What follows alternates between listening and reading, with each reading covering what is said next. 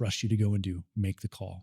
And the way I will honor you is I will always back whatever call you made, but I owe you the iron on iron so that we make better calls in the future.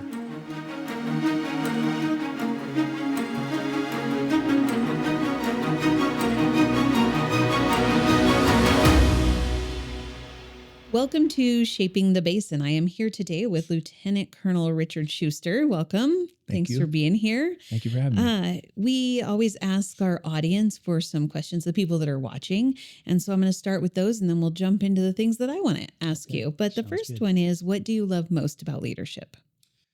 I love the impact that you can have on the folks that you work with and really you work for. So I've thought a lot about it through the years, and I think one of the blessings of the military is how they recognize that just because you're good at a technical job and you grow in that field, you don't necessarily get the skill set to be able to lead people.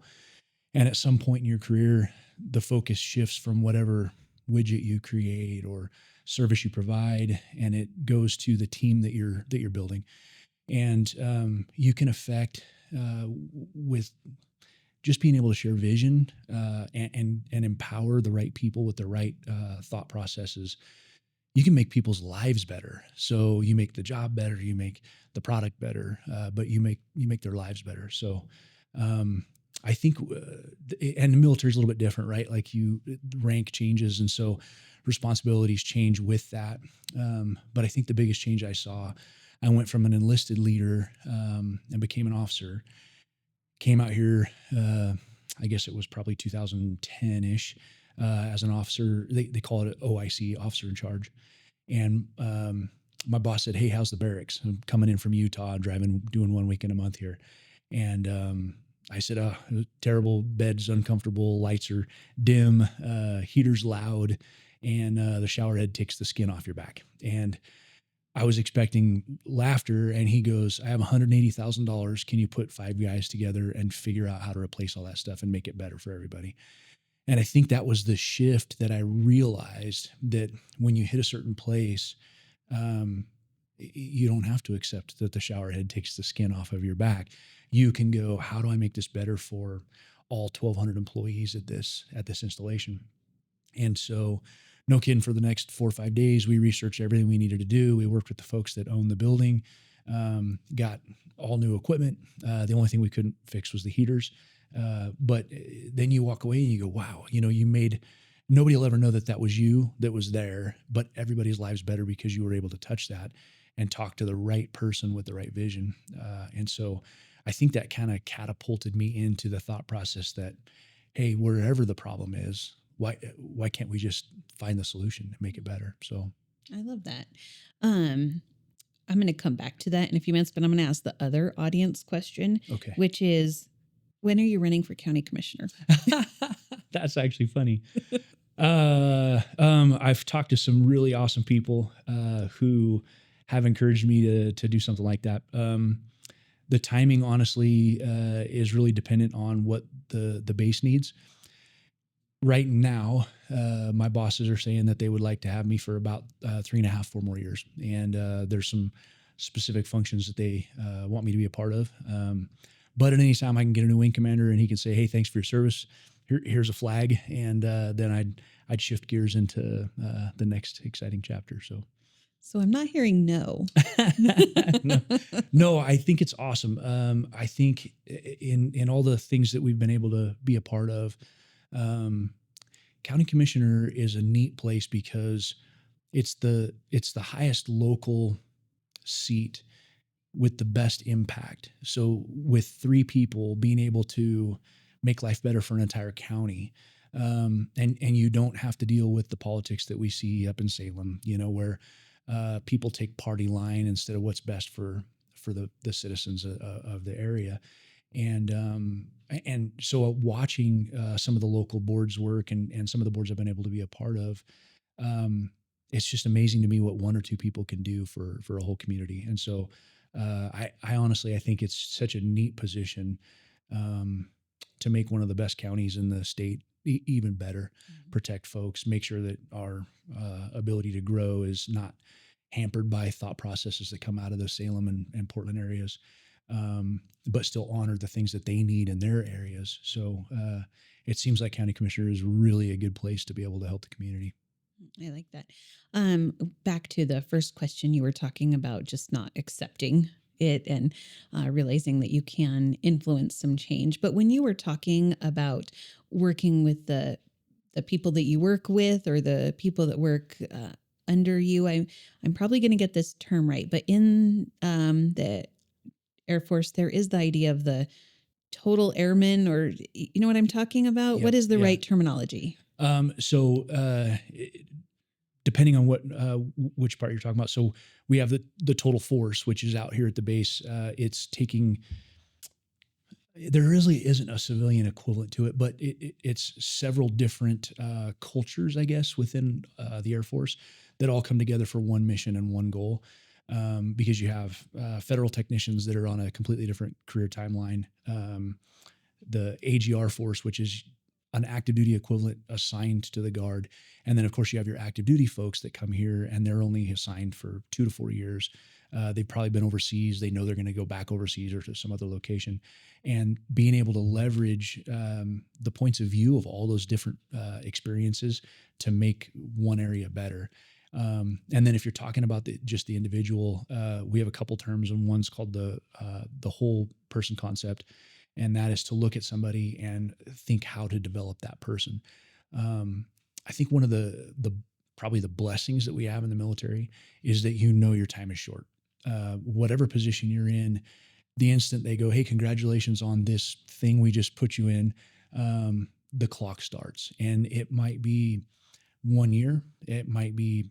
I think the longest I've sat in a position was 4.5 years, and I would actually say that was probably almost a year too long. I would say 4 years is about as far as you should go, because you come into something and you have this amazing vision, and you can set to work to bring that organization to the next level, and then slowly work in all the details so that it becomes a fine-tuned machine, and then it's there and it meets your expectations, and you can tend to lose some of that change in vision, and it's really time for that next person.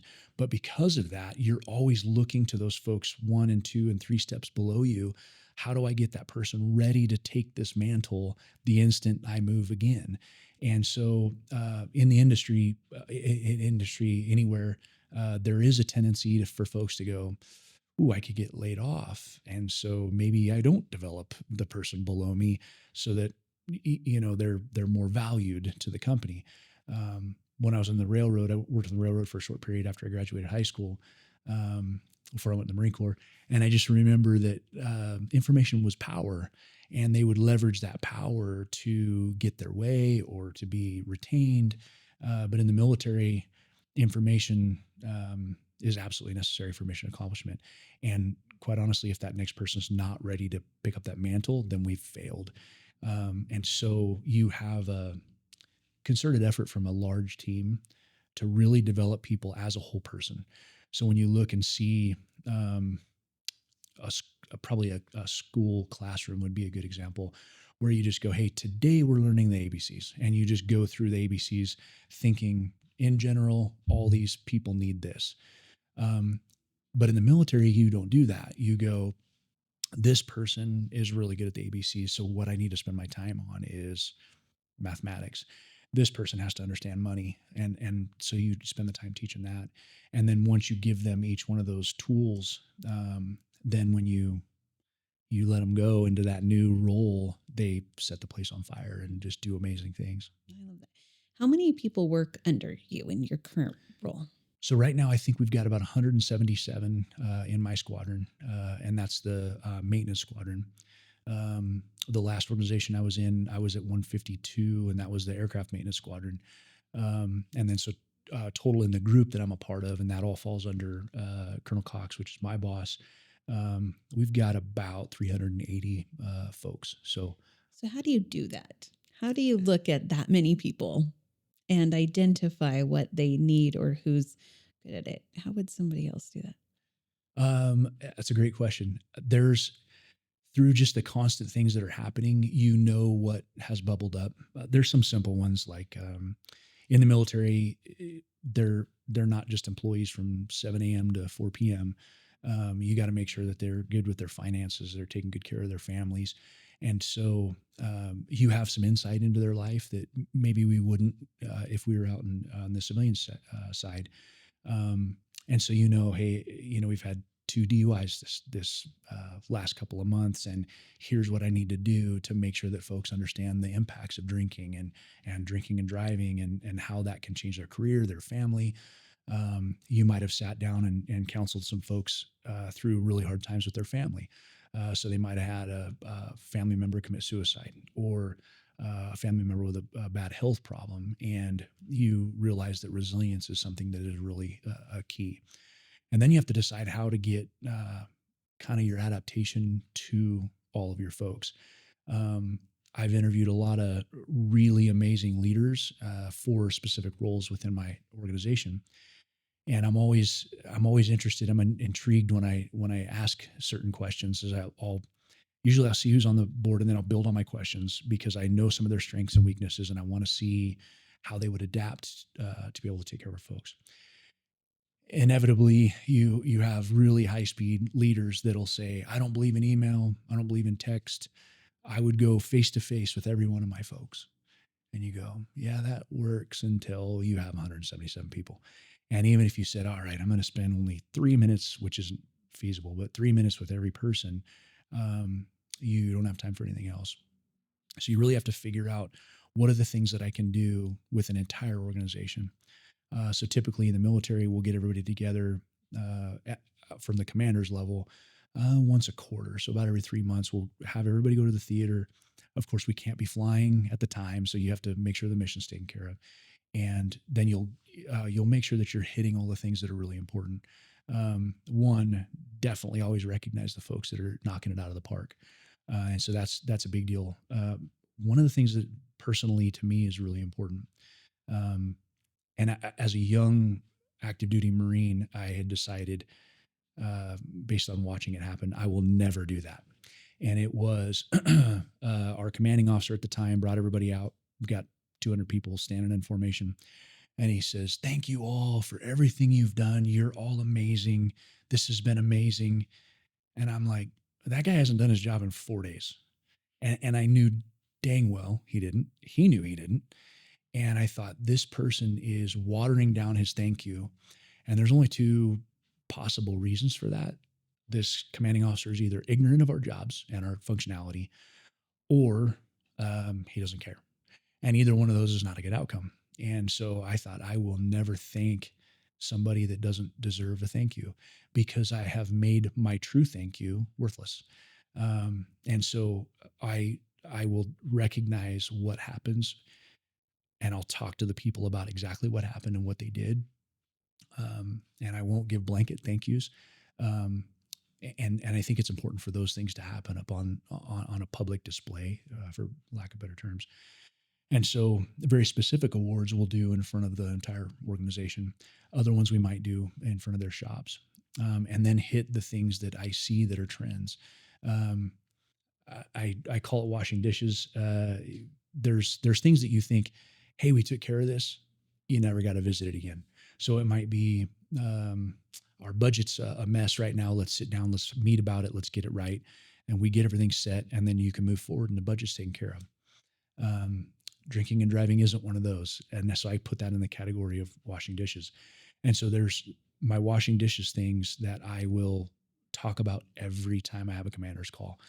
Um, Drinking is an interesting one. And so I try to think of how to make things very relatable, and very simple. Because if they don't remember it, if I give you 14 reasons why you shouldn't drink, they're not going to remember it. And they're just be eyes rolling back in the back of their head. Um, and drinking is interesting because it's not only socially acceptable, but it's socially encouraged. But you never know which 1 out of 10 people is going to ruin their life with it. And so I put a lot of thought into those things that I want to frame to them, so that they can take it with them and it sticks with them. And so, as an example for my drinking piece, it's, I'm not going to tell you how much to drink or when to drink. But I'm going to tell you that if you're reaching for an alcoholic beverage because you had a hard day, because you're not getting along with your spouse, because you're trying to unwind, that's the wrong drink. Don't grab it. If you're going to somebody's birthday party, barbecue, grab that beer. That is the one that you can grab. And that helps people in their mind to let them know, am I using this for medication? And if I am, I'm in the wrong path. If I'm using it for the social aspect that it's intended, then it's a good path, or possibly a good path, depending on how much. But then I'll always reiterate, like, if you're having a party every night, that's not an occasion, right? And so those are the things I try to do. Where if I can ask them again later on, hey, what did I say about this? And they can give me that just one blurb, then I know it's with them when they need it. Um, there's a few others, and one of them is empowerment. Um, it's interesting if you second guess the folks that work for you, and it's easy to do without thinking about it, right? So I might have a senior master sergeant walk in the office and go, "Hey, boss, uh, I'll make it something simple. It was Friday afternoon. Everybody looked tired, so I cut everybody out, and it's noon." And you go, "Oof." Hey, maybe next time don't do that, right? And so I do the iron on iron. I'll say, here's why you shouldn't do that next time. Let's talk about that. But if I were to go, whoa, no, you can't, absolutely can't do that, call them and bring them back in. Well, now I've done two things. The senior master sergeant now doesn't trust his own judgment, or his or her. And now they're going to come to you before they make the decision. So now what you're going to end up having is you're having to make the decisions that are designed to be at a lower level. And then two, and probably the most damaging to an organization, all those people that got called back now don't trust their boss. So anything their boss says, I'll wait till the big boss backs them up or doesn't. And so you've diminished your capability for efficient workload. And so I will tell all my leaders, hey, I want you to go and do, but return a report. I trust you to go and do, make the call. And the way I will honor you is I will always back whatever call you made, but I owe you the iron on iron so that we make better calls in the future. And that keeps their authority, that keeps the trust in their folks. And honestly, it builds trust for them to me to be able to come when they see something didn't work that well. Like, hey, made this call and it kind of fell apart, because they know I'm still going to honor it. Okay, hey, how do we do it better next time? Being able to communicate that to the masses is one of the good ones, because you just say, what do I say about your leadership? You say, go do, return report. Perfect. I just need to know about it, but I'm going to back your call. So those are all the things that I'll say in those larger areas. But then there's certain things that really you can only do with your sphere of influence. It wouldn't make sense for you to try to tell all 177 people the same thing. And those, you do kind of a staff meeting, similar to what a staff meeting would be in the civilian side, but you bring in leaders and you just talk about some of the vision that's needing to be implemented. So one that I've really been trying to implement over the last couple of years, hopefully it doesn't sound counterintuitive. Um, the military, well, I'll back up a little bit. I had a gunny that I worked for when I was a young Marine. The guy was just amazing, just really a thoughtful, insightful human. Um, but he dealt with a bunch of Marines, right? We're all crayon eaters. And so he's got to boil things down to very simple terms. And for him, he said, at some point, and I don't know when it'll happen, the Marine Corps is going to break your heart. So you have to figure out how to take care of yourself and your family through this process. And the reason he had to say that was, you're working 12-hour days. You're off work if the aircraft are fixed. And if the aircraft aren't cooperating, you're there 12, 14 hours a day. And pretty soon, wives are working on husbands' resumes and sending them out to companies. And that's why the Marine Corps has such high rates of turnover. And then you come here, and we do have an unbelievable family atmosphere out there. We do put family first. And that's what really drew me to Kingsley Field. But it does have to be reinforced at every leadership level that we will honor them taking care of their families through this. And so several years ago, what I had noticed is when somebody gets up to about the lieutenant colonel rank as an officer, or the senior master sergeant or chief position as an enlisted member, they'll start having family problems. And you through a lot of conversations over a lot of years, you see trends. And one of the trends that I saw is that, and I hate using generalities, but there are some generalities that sometimes stick. And one of them is there's a fallacy that men in particular hold, that if I'm just a good provider, I just work hard, my family will appreciate me, I will bring the money to them, and they'll be happy and we'll live happily ever after. And so early in life, that works to a certain extent because at 24, your range of responsibility is probably low, and so you get to work at 7 and you're off at 3:30, 4 o'clock, and you're not thinking about work again. You're doing whatever, and so you can hang out with the spouse, with kids, and there's enough time. But in that young man's mind, he is saying, I'll give you time once I'm done with work. I'll give you time once I'm done with chores. And as that person grows in responsibility, in our case, rank, that window gets smaller and smaller and smaller. And so I got where I was realizing a lot of these amazing leaders, the first time they had a conversation with their spouse was they climb in bed and go, "How was your day?" And already it's broken, but they don't realize it yet. And that falls on us because we're allowing these amazing humans to take on so much that no other aspect of their life can be fulfilled anymore. And sooner or later, the spouse meets them at the door. And I've had seniors, chiefs, commanders who the wife came to the door and said, "Hey, I have a lease on another house and I'm not going to live here anymore." Um, Hopefully, most of them, hopefully they get more of a, "Hey, this isn't working for me and we need to adjust this." Um, some of them will stray. And all of a sudden, you have this amazing human being who's responsible for 70 other people whose family life is falling apart and they can't function at work.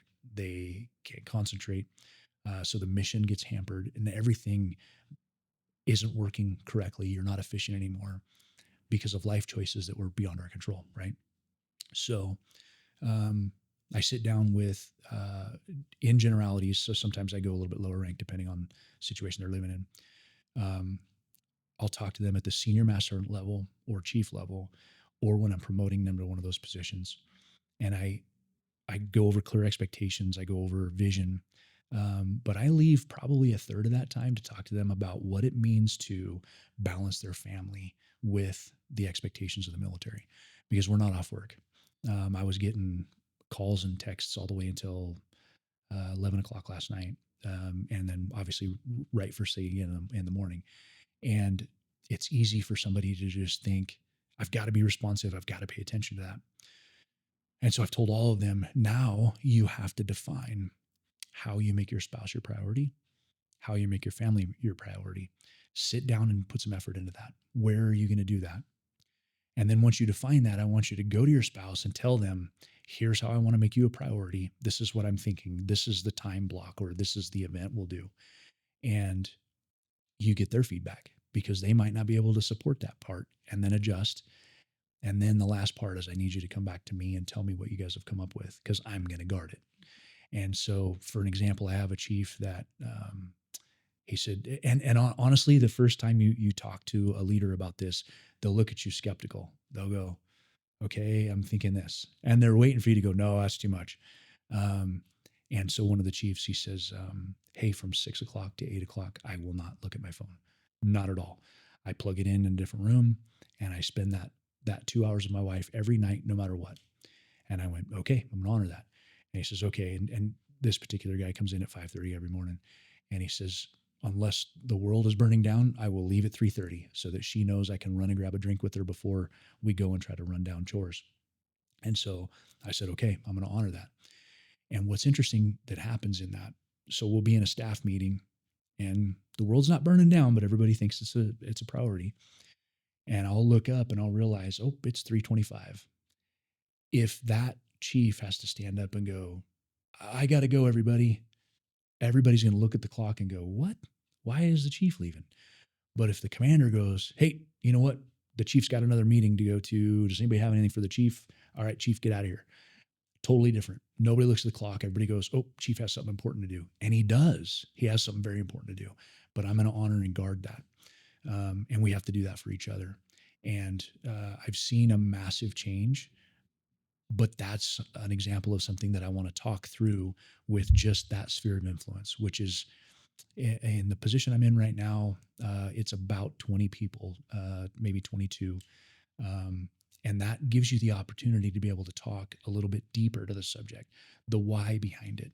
And honestly, as funny as it is, because you don't want to have to be a salesman, but sometimes you have to be a salesman.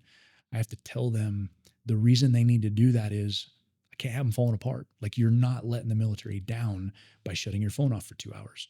You are ensuring that next week can happen and next month can happen, and that you have a fully viable leader in the role that's needing to be there when we have fire season erupting or anything else, and you know that your family is intact and can support you through that effort. So it's interesting when you see those, you can then enhance our capability to adapt to it by talking specifically to those in your sphere of influence. And then, of course, you got to encourage them to do the same with their sphere of influence. And then hopefully that emulates all the way out to 170 people.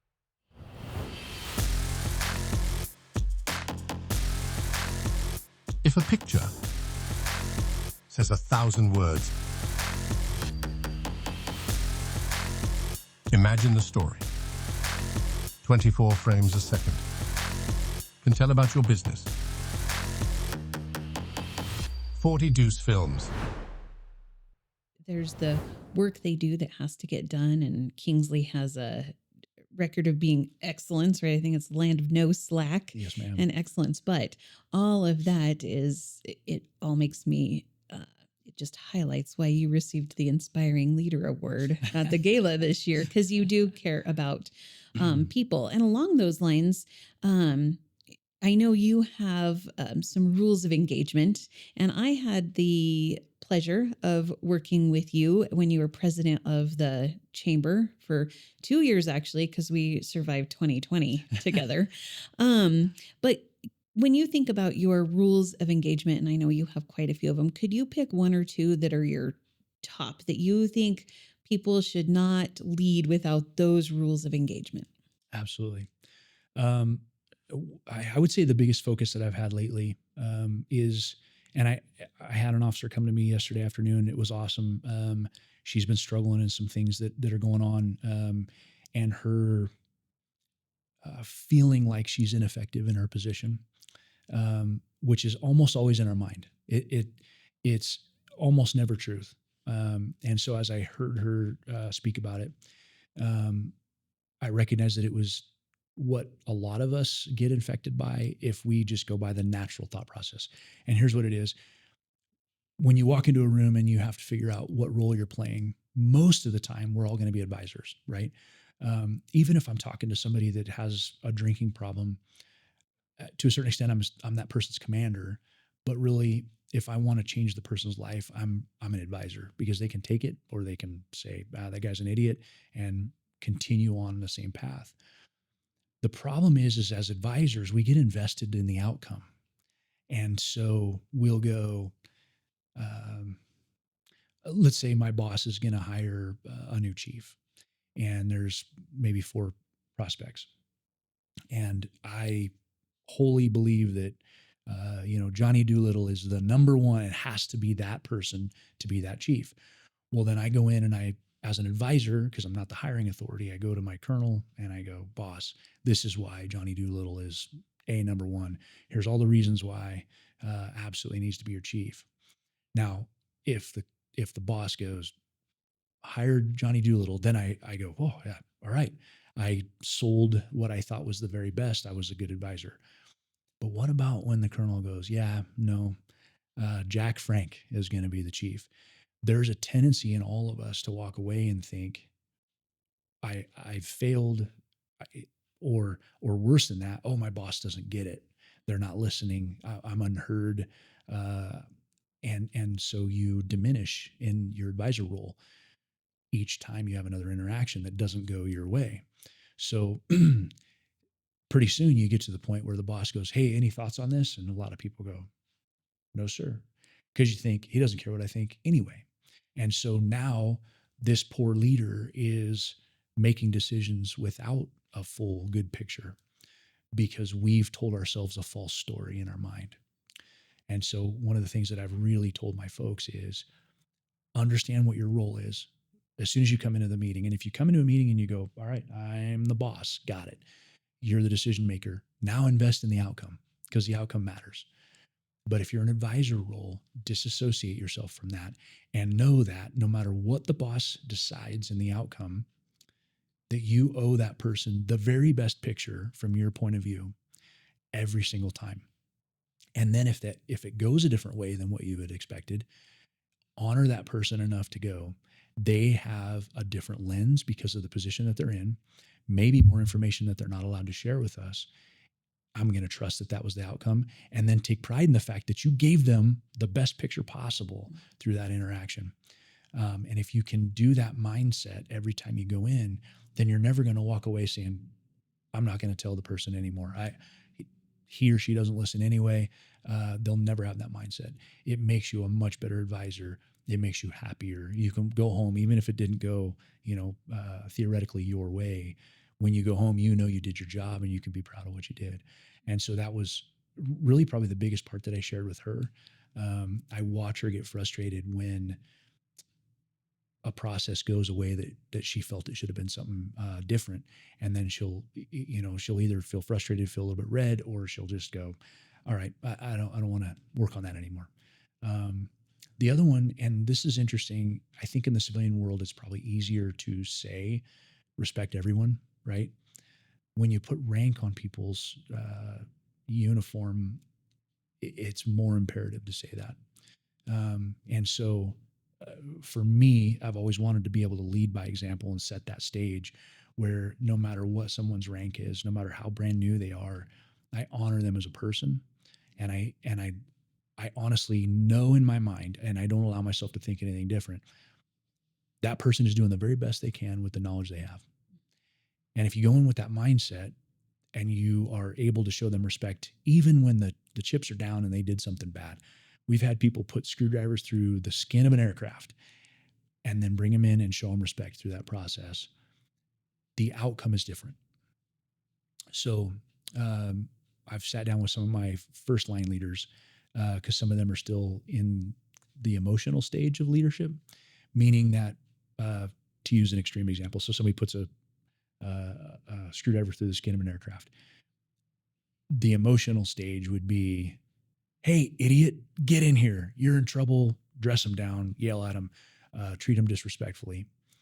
And at the end of that interaction, when the intent of the boss was to stop that poor behavior and make them a better troop, the outcome actually is the troop just thinks the person is a jerk and doesn't want to work there anymore. And so they look for another job. They don't try to improve their own abilities because they feel victimized. And so if the boss is able to go, what's the outcome I want in this scenario? And then be respectful to the person that came in that messed it up, explain what the expectations are, hold accountability, but hold it without the emotion piece. What I have seen is they do turn it back into themselves and they go, I really let the boss down. And they respect the boss because they felt respected and they truly were. And then they actually change the behavior. And so you get a better outcome anyway.